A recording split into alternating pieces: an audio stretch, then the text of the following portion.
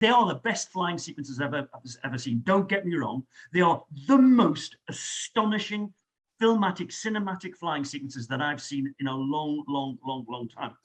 But because of the nature of cinema, they're constructed like an aerial ballet. And so, at one point, 4 jets are crossing an enemy coast to conduct an attack, and they're all in tight formation. And it's one of the clips that you see in the trailer. It's on a movie poster somewhere. So you've got Tom Cruise in his F-18, and there are 3 jets stacked around them as they head into enemy territory. Well, you'd never fly into enemy territory like that. But these things are just minor aspects, because if you try to portray what you would do in a combat situation or an operational training situation in a jet, it just wouldn't be good cinema. When you watch a movie like Top Gun, either the first one or the new one, as I've been lucky enough to do, you do see, well, it wouldn't quite happen like that. Oh, well, that's not right. Or you wouldn't say that. Oh my God, that's really corny. But they're great movies. So the first one, as a young aviator, age whatever it was, 23, 24, when it came out in 86, it was incredible, because we were still training then, and we thought, this is what we're going to do.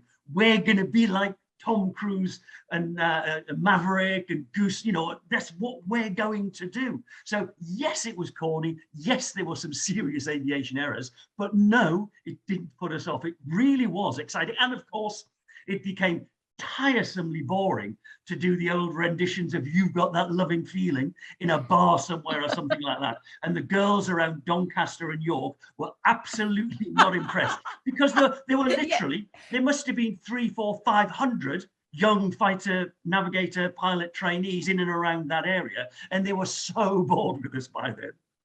I think the original director about the original Top Gun said, "I don't make movies for fighter pilots, I make movies for moviegoers," which is quite right. But there's no doubt about it. I was lucky enough to watch it in Leicester Square on the IMAX in massive screen, and I'd really recommend that you do that. But you do look at it, and all the audience is cheering and whooping in all the right places, and I'm kind of shaking my head and tutting every now and then. But you suspend your belief, you suspend your disbelief. Simple things that people will go, oh, why is he picking on that? I'm not picking on it, it's just things that you notice.